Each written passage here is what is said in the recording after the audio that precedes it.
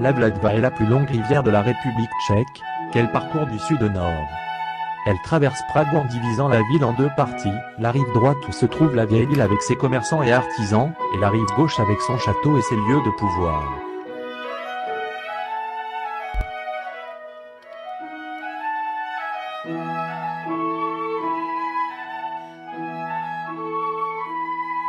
Charles IV est l'empereur du Saint-Empire germanique de 1355 à sa mort, en 1378.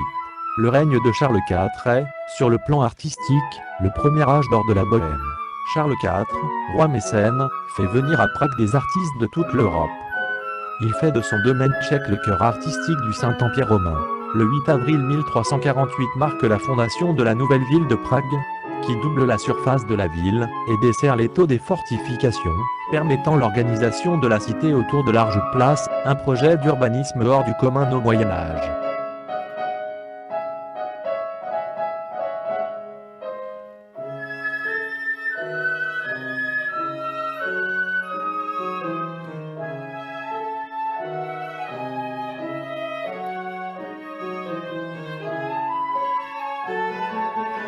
Le pont Charles relie la vieille ville de Prague au quartier de Malastrana et donc au château royal. Il est fait de blocs de grès et flanqué de tours à ses deux extrémités.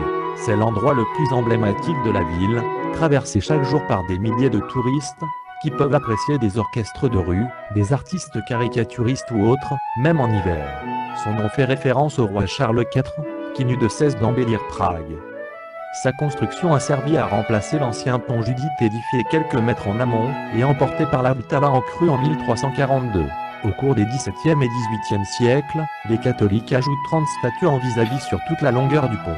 Le futur Saint-Jean Népomucène fut jeté, par ordre du roi Venceslas IV, le fils du roi Charles, par-dessus le pont en 1393.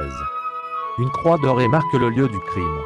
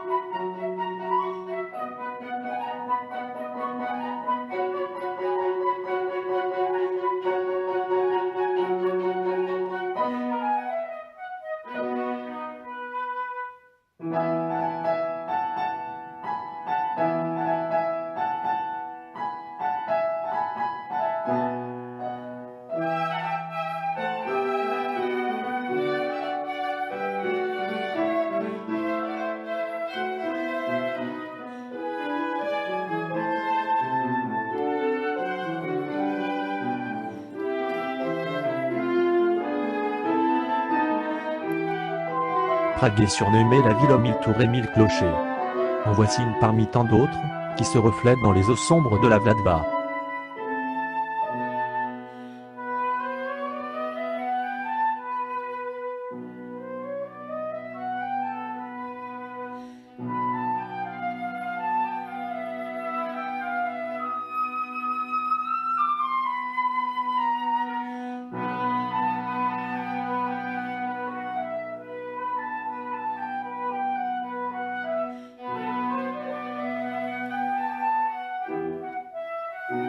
La rivière est aussi un havre de paix pour signer canards, ainsi que pragois et touristes.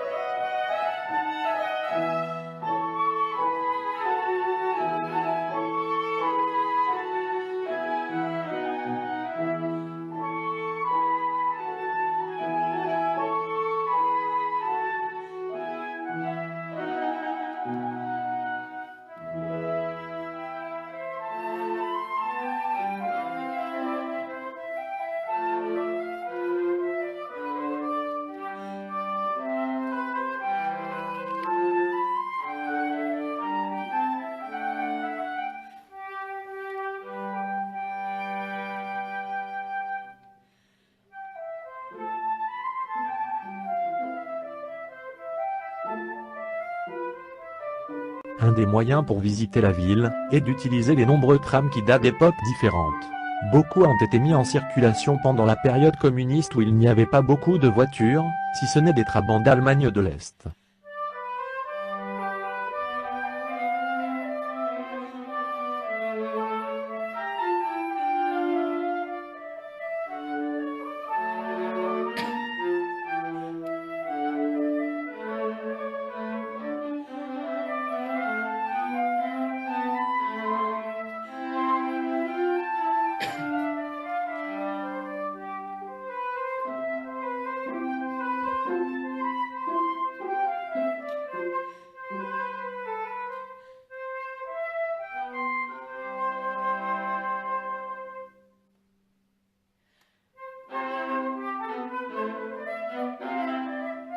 La place de la Vieille Ville est située au cœur du centre historique de la capitale tchèque. Les bâtiments anciens, souvent très colorés, qui bordent la place lui donnent son cachet si particulier.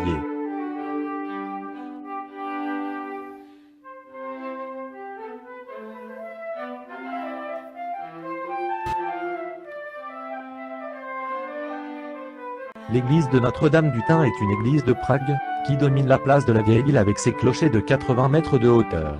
Sa construction a été entreprise par l'architecte français, Mathieu Darras, qui a également initié la cathédrale Saint-Guy.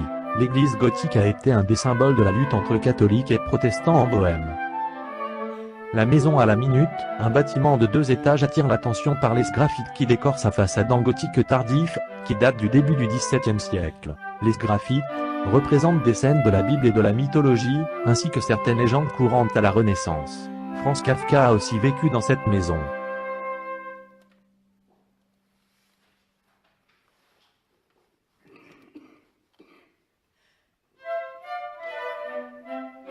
L'hôtel de ville devient le centre de l'administration de la vieille ville pragoise en 1338. Une tour gothique domine un vaste ensemble de plusieurs maisons, qui reposent en partie sur des fondations romanes. Son attrait principal est son horloge datant du XVe siècle, dont l'auteur était horloger du roi. Toutes les heures, défile la procession des 12 saints apostoliques conduite par le carillon de la mort et par le chant du coq.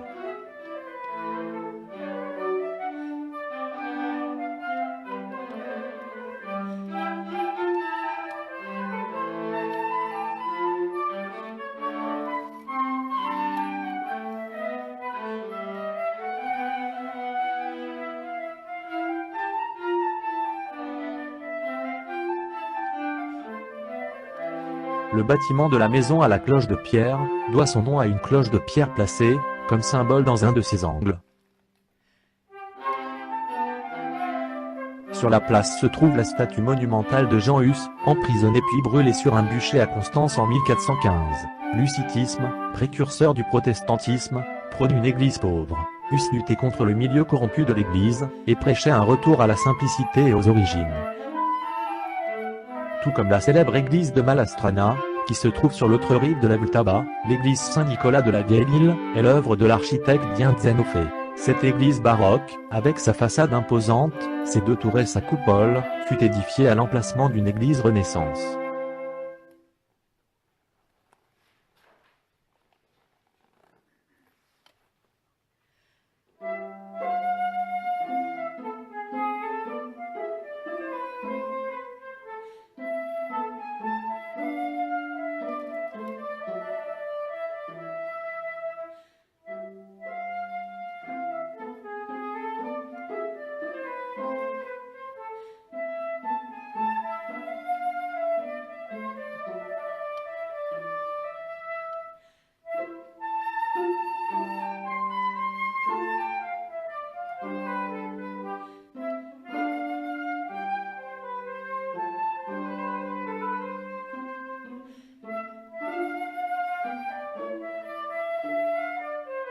L'église du Saint-Sauveur du Clémentinum est à l'origine une chapelle dédiée à Saint Clément, édifiée au Xe siècle. Un couvent dominicain y est établi au XIIIe siècle, lequel est transformé en collège jésuite. Le Clémentinum abrite la Bibliothèque nationale de la République tchèque. Le Rudolfinum représente l'un des sommets de l'architecture néo-renaissance en Bohême. Il doit son nom au prince héritier de l'Empire austro-hongrois, Rodolphe d'Autriche. La rotonde de la découverte de la Sainte-Croix fut sans doute construite dès le XIe siècle. Il s'agit de l'une des rares rotondes conservées sur le territoire de Prague.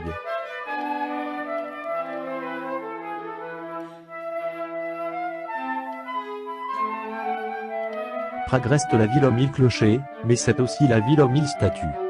Certaines sont célèbres mais d'autres sont bien moins connues ou encore cachées dans des endroits improbables.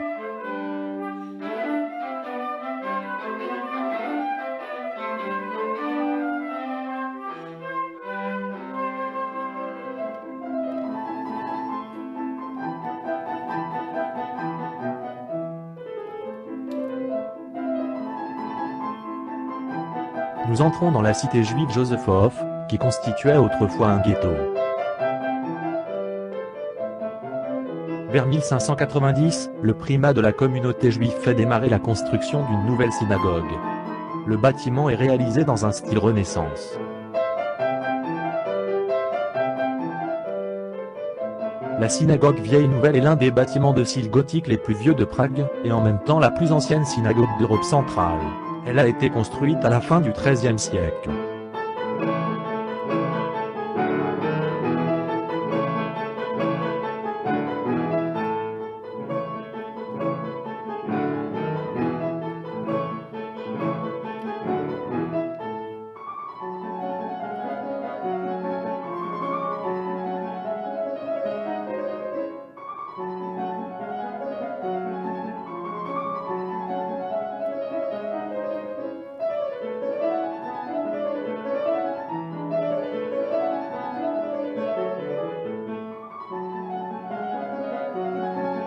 Le vieux cimetière juif est un lieu célèbre. On suppose que ce cimetière date du début du XVe siècle. Comme l'espace était limité dans le ghetto, on enterrait les corps les uns au-dessus des autres.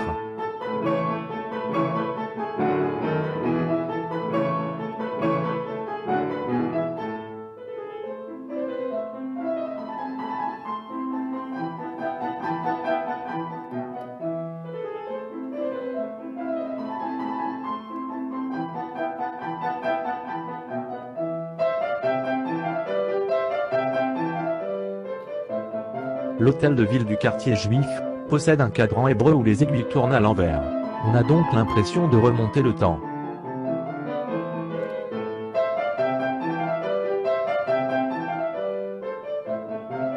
Le plus ancien lieu de culte juif de Prague a été remplacé au XIXe siècle par la nouvelle construction de la synagogue espagnole dans le style mauresque.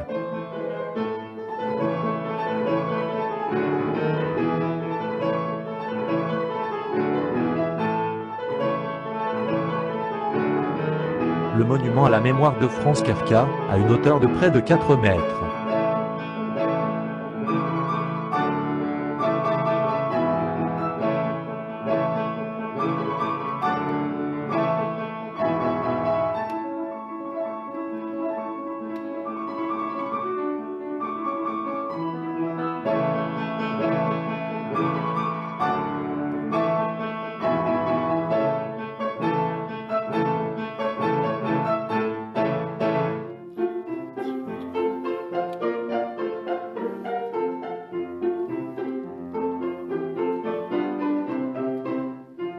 Pour accéder au château qui est le plus étendu d'Europe, il faut emprunter une rue de Malastrana, qui est l'un des plus beaux exemples de l'art baroque.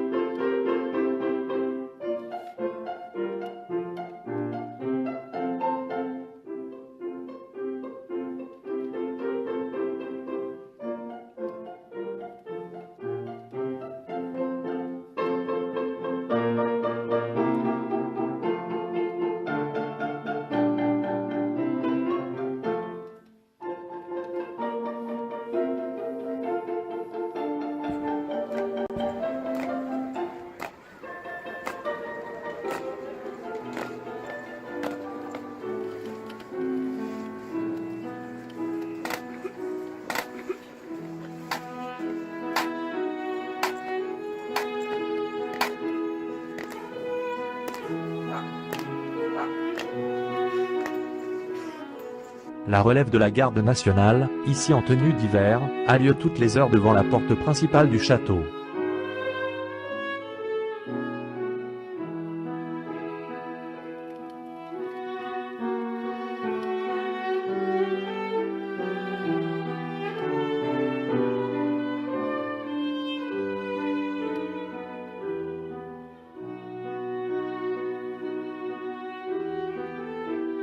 La basilique Saint-Georges, édifiée dans le style roman, fut fondée au Xe siècle par Vratislav Ier, duc de Bohême. En 925, elle accueille la dépouille de la grand-mère de Saint Venceslas, Sainte Ludmilla, assassinée par sa belle-fille et première martyre tchèque. Après la fondation du monastère attenant de Saint-Georges, en 973, l'église est agrandie et devient une basilique à 3 nefs. 2 clochers blancs en grès sont ajoutés sur les nefs latérales, ainsi qu'un toit en pierre et 2 rangs de fenêtres romanes.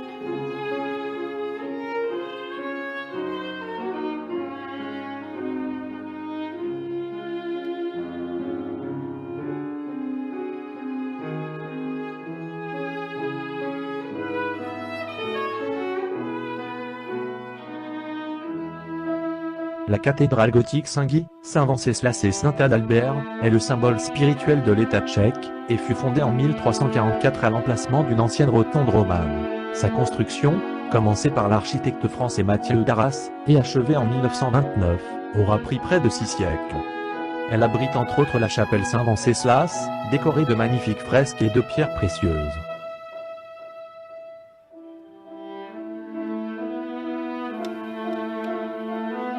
La porte dorée est l'entrée sud de la cathédrale. Cette porte est surmontée d'un porche gothique à 3 arches, que domine une mosaïque dorée, représentant le jugement dernier.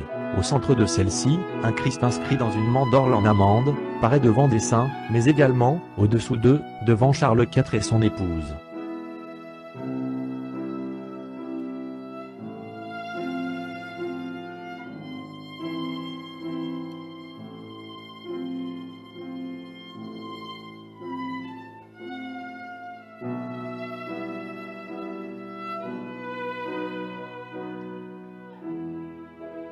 Le tombeau en argent de Saint Jean Népomucène impressionne par ses proportions. Ce saint martyr fut torturé puis jeté dans les eaux de la Vltava.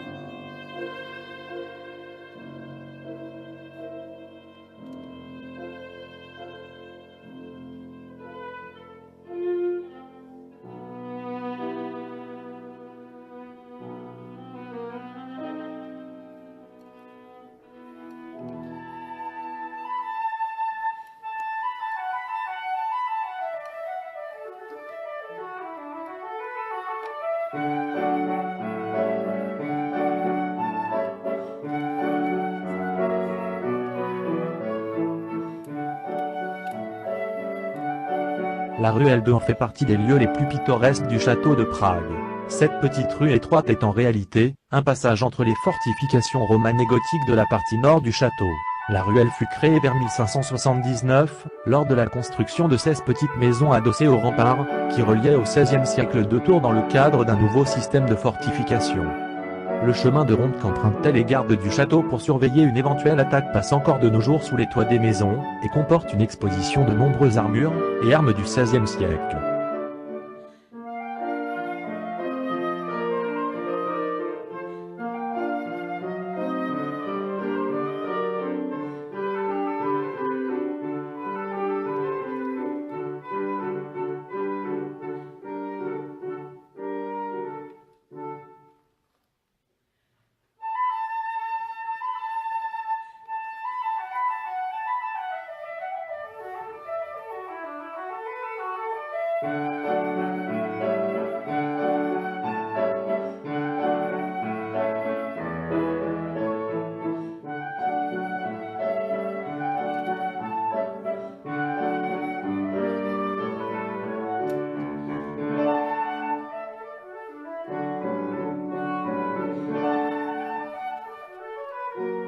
Le palais Lobkowicz est le seul bâtiment privé dans l'enceinte du château.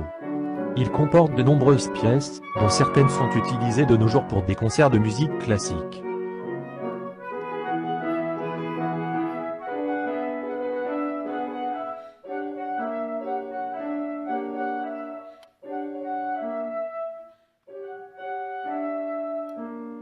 L'ancien palais royal comporte de nombreuses pièces dont la chancellerie, qui occupait 2 pièces, et où eut lieu la célèbre défenestration des gouverneurs Borita de Martinis et Slavata de Clom en 1618.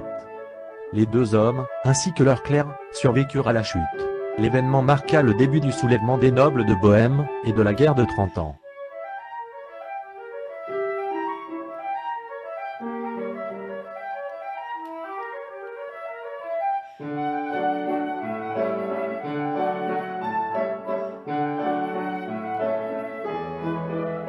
Mais Prague c'est aussi une multitude de petites spécialités ou détails architecturaux, dont voici quelques exemples.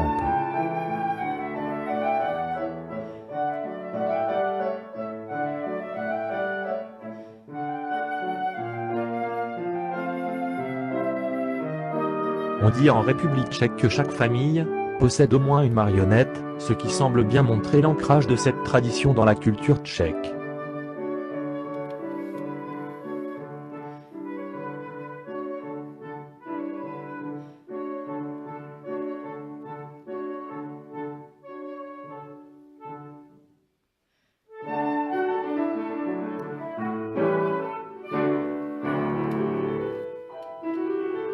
Le mur Lennon est un mémorial informel à John Lennon.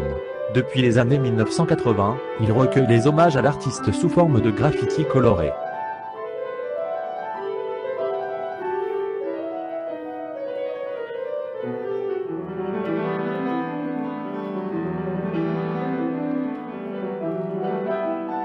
Le trgalnik est une pâtisserie traditionnelle sucrée originaire de la ville de Skalica en Slovaquie.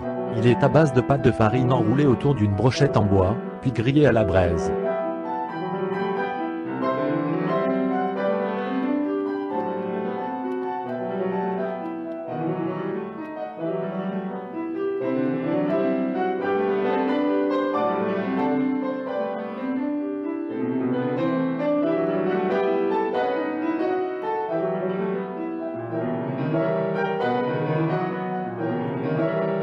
La maison qui danse doit son nom métaphorique aux deux tours qui le flanquent, qui rappellent la silhouette du couple de danseurs Ginger Rogers et Fred Astaire.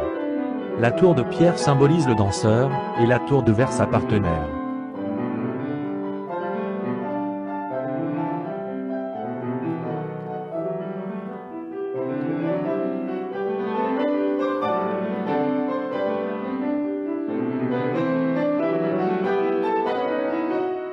Ces statues présentes entre autres dans le parc Campa, représentent des bébés au visage remplacé par un code-barre. Elles sont l'œuvre de l'artiste David Cerny.